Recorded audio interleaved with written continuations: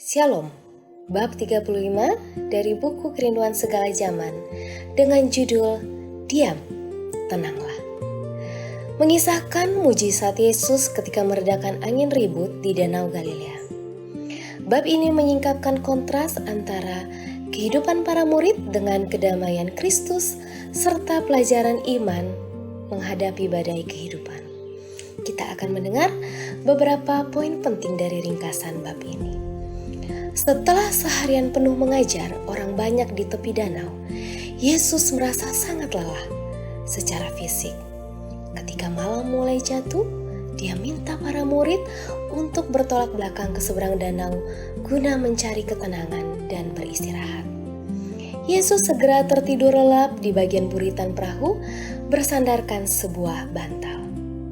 Tiba-tiba angin bertiup dari pegunungan dan turun ke atas danau, memicu badai yang sangat dahsyat.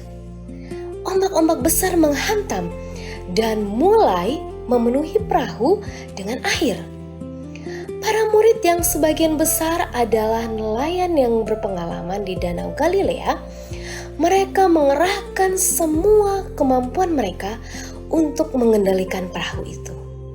Tetapi saudaraku yang terkasih, semua usaha manusia mereka gagal total. Dan ketakutan akan kematian mulai menguasai mereka.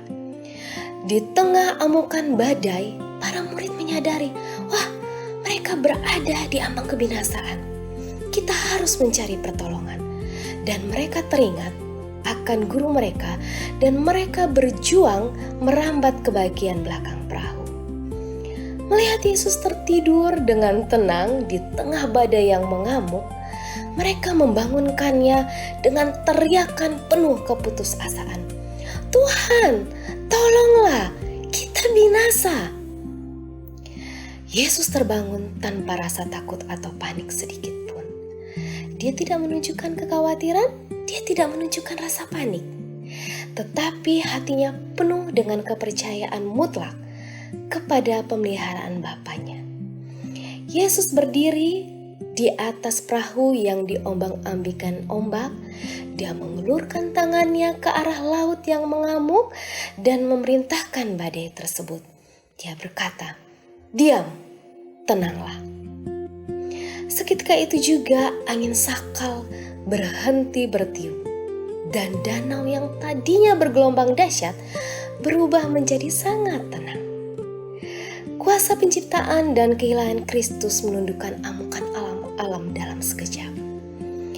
Setelah meredakan badai, Yesus berpaling kepada para murid-Nya dan menegur ketakutan mereka dengan lemah lembut. Dia berkata, "Mengapa kamu begitu takut?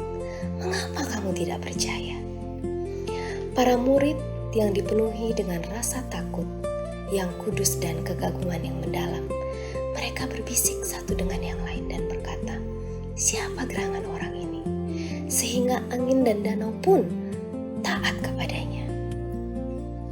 Ellen G. White menyingkapkan pelajaran spiritual yang mendalam dalam peristiwa ini. Penyebab ketakutan para murid menjadi panik bukan hanya karena besarnya badai, melainkan karena mereka melupakan kehadiran Kristus di dalam perahu mereka dan mengandalkan kekuatan sendiri terlebih dahulu.